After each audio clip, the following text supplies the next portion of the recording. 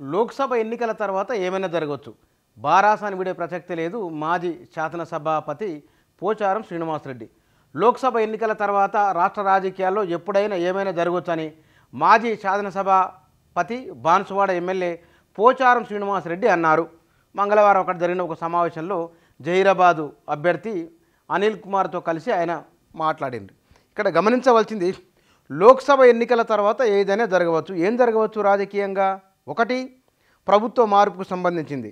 ఈ ముఖ్యమంత్రి మారతారని, ప్రభుత్వం ఉండదని ఇత్యాది విషయాలపైన గడిచిన 2-3 నెలల నుంచి ఇదే మాటలు మాట్లాడుతూ ఉన్నారు. అంటే ఏమి జరగవచ్చు? దేశవ్యాప్తంగా జరుగుతున్న పరిణామాల ప్రభావము, లేదా ఇవాళ బీహార్లో జరిగిన ఒకనొక పరిణామం కావచ్చు, ఈశాన్య రాష్ట్రాల్లో జరుగుతున్న పరిణామాలు కావచ్చు, అవి కూడా తెలంగాణలో జరిగేందుకు అవకాశం ఉంది అనే ఒక భావనతో వీరందరూ మాట్లాడుతున్నట్లున్నది. ఏమైనా సాధారణంగా ప్రభుత్వం ఏర్పడిన తర్వాత ఏం జరుగుతుంది? 5 సంవత్సరాల పాటు ఆ ప్రభుత్వం ఉండవలసిందే. అది ప్రజలిచ్చిన తీర్పు. అది ప్రజా తీర్పుకు భిన్నంగా ఏ పరిణామాలు జరిగినా సరే తెలంగాణ సమాజం సానుకూలంగా స్పందించే అవకాశం ఉండదు. తద్భిన్నమైన ఆలోచన తెలంగాణ సమాజం చేస్తుంది. ఎందుకంటే గత అనుభవాలన్నీ కూడా చూసినాం.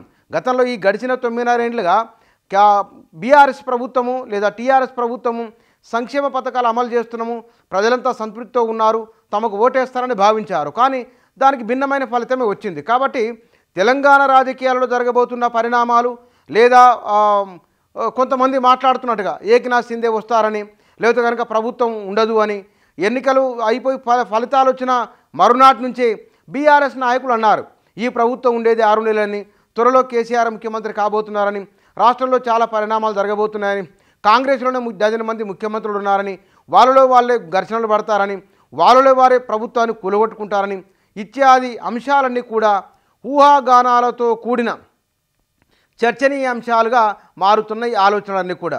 ఇక్కడ నిజంగానే ప్రభుత్వం ఇబ్బందులు ఉంటుందా? రాజకీయంగా ఏ మార్పులు జరగవచ్చు? ఇక్కడ ఆలోచన, ఒకవేళ జాతీయ స్థాయిలో నరేంద్ర మోదీ మరోసారి ప్రధానమంత్రి అయితే మొత్తం దేశవ్యాప్తంగా రాజకీయ పరిణామాలు ఎట్లా ఉండబోతున్నది ఒక అంశం. రెండోది, ఆంధ్రప్రదేశ్లో ఎవరు అధికారంలోకి రాబోతున్నారు? జగనా, చంద్రబాబు నాయుడు? జగన్ వస్తే కనుక పరిణామాలు ఒక రకంగా, చంద్రబాబు నాయుడు అధికారంలోకి వస్తే రాజకీయ పరిణామాలు మరో రకంగా ఉండబోతున్నాయనేది ఒక చర్చ ఉన్నది. ఎందుకు? చంద్రబాబు నాయుడు ఎన్డీఏ కూటమిలో ఉన్నారు, అంటే మోదీతో దోస్తానాలో ఉన్నారు, వారు కలిసి పనిచేస్తున్నారు. ఆ లెక్కన చూసుకున్నప్పుడు చంద్రబాబు నాయుడుకు రేవంత్ రెడ్డికి టర్మ్స్ బాగానే ఉన్నాయి. కాబట్టి రేవంత్ రెడ్డి తన మిత్రుని ప్రభుత్వాన్ని, లేదా తన ఇక చాలామంది చెప్తున్నట్టుగా శిష్యుడు అని అంటున్నారు. దీనిపై రేవంత్ రెడ్డి ఎక్కడైనా నిరసన వ్యక్తం చేయలేదు, తప్పు పట్టలేదు. కానీ ఒకవేళ అనుకుంటే కనుక అట్లా తీసుకున్నా సరే రేవంత్ రెడ్డి ప్రభుత్వానికి వచ్చిన డోకా ఏమీ లేదు.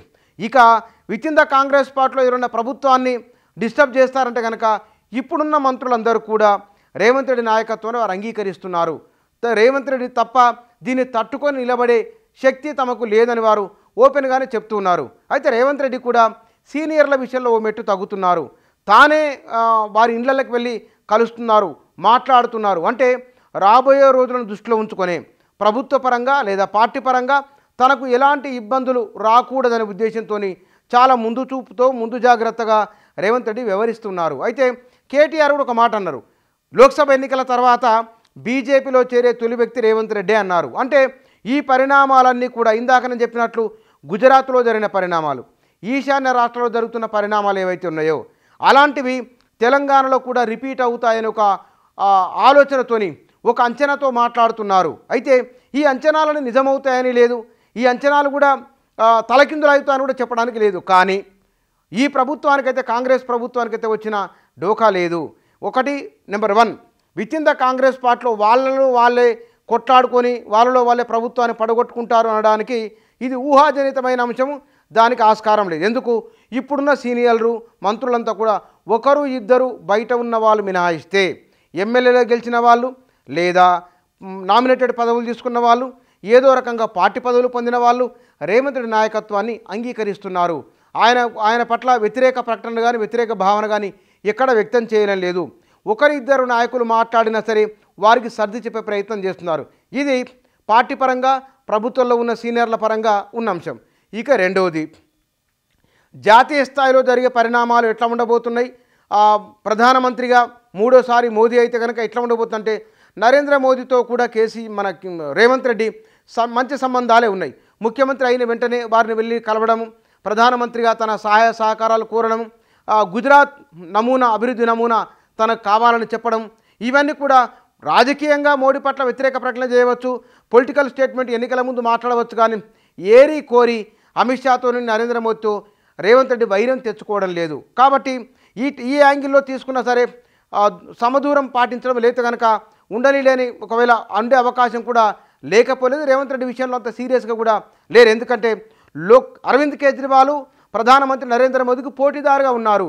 ఆయన ఢిల్లీలోను, పంజాబు, హర్యానా, గుజరాత్ ఇట్లా గోవా రాష్ట్రాల వారిగా విస్తరిస్తూ వస్తున్నారు. కాబట్టి ఆయనను కట్టడి అని అనుకోవడానికి ఆస్కారం ఉన్నట్లు వివిధ రకాల పొలిటికల్ స్టేట్మెంట్లను బట్టి తెలుస్తున్నది. కానీ రేవంత్ రెడ్డి నరేంద్ర మోదీకి పోటీ లేదు. బహుశా ఆయన ఎక్కడ కూడా ఆయన ఢీకొని విమర్శించి ముందుకెళ్తున్నది కూడా లేదు. కాబట్టి అటువైపు నుంచి కూడా ఏమి ఇబ్బంది ఉండకపోవచ్చు. ఇక ఆంధ్రప్రదేశ్లో ఏర్పడబోయే ప్రభుత్వము లేదా ఇక్కడ కేసీఆర్ బలం, కేసీఆర్ చెప్పే అన్నమాట ఈ ప్రభుత్వానికి ప్రజలు ఇచ్చిన తీర్పు ఏదైతున్నదో దాన్ని గౌరవిస్తున్నామని, ఈ రాబోయే 4 సంవత్సరాల పాటు ఆ ప్రతిపక్ష పాత్ర తాము పోషిస్తామని, ఆ ప్రభుత్వానికి తమ పరంగా ఆ ప్రభుత్వ మనుగడకు ఎలాంటి డోకా ఉండదని కేసీఆర్ అన్నారు. కాబట్టి ఇక ఈ పరిణామాలు కాకుండా ఇంకా ఏదైనా జాతీయ స్థాయిలో జరగబోయే పరిణామాలు లేదా ఇప్పుడు రేవంత్ రెడ్డి ఓటుకు నోటు కేసు ఉంది, ఆ ఓటుకు నోటు కేసు విషయంలో భవిష్యత్తు ఎట్లా ఉండబోతున్నది అనేది ఒక ప్రశ్న. ఈ రెండోది, ఈ ప్రభుత్వం ఏర్పడి ఇప్పుడు 3 నెలలు, లోక్సభ ఎన్నికల నాటికి 6 నెలలు అవుతుంది. ఈ 6 నెలల్లో వాళ్ళు కొత్తగా అమలు చేసిన స్కీములు కానీ అందులో కుంభకోణాలు కానీ జరిగే అవకాశం లేదు. ఏమన్నా కుంభకోణాలు జరిగితే కనుక ఈడీనో లేకపోతే కనుక సిబిఐ యొక్కనో ఎంక్వైరీ ప్రారంభమైతే ఏదో ఒక రకమైన ఒక గందరగోళానికి అవకాశం ఉంటుంది. స్కీములు ఇంకా ఇంప్లిమెంటేషన్ దశలోనే ఉన్నాయి. అవి ఈలోపుగానే లోక్సభ ఎన్నికల కోడ్ వచ్చింది. కాబట్టి ఆ పథకాలు ముందుకు తీసుకొని వెళ్ళడం, కొత్తవి ప్రకటించడం ఇంకా అలాంటివి ఏమీ లేవు. కాబట్టి ఇట్లా తీసుకున్నా సరే ఆ ప్రభుత్వానికి వచ్చిన ఇబ్బంది ఏమీ లేదు. అంటే ఒక క్లిష్టమైన వాతావరణం కనబడడం లేదు. కాబట్టి ఒకవేళ రేవంత్ రెడ్డికి ఓటు నోటు కేసులో ఏమైనా ఇబ్బందులు వస్తే చెప్పదాలము, అది కూడా మోడీతో మిత్రత్వంతోనే ఉన్నారు కాబట్టి ఇబ్బంది ఏమీ లేదు. కేసీఆర్ ప్రభుత్వానికి ఇబ్బంది ఏమీ లేదు, తామే పడగొట్టబోమని వారే అన్నారు. ఇప్పుడు చెప్పిన అన్నీ కనుక ఉల్టా జరిగితే అప్పుడేమన్నా ఇబ్బంది ఉండొచ్చునేమో. కానీ లోక్సభ ఎన్నికల తర్వాత కూడా బహుశా రేవంత్ రెడ్డి ప్రభుత్వానికి వచ్చిన ఇబ్బంది ఏమీ కనిపించడం లేదు.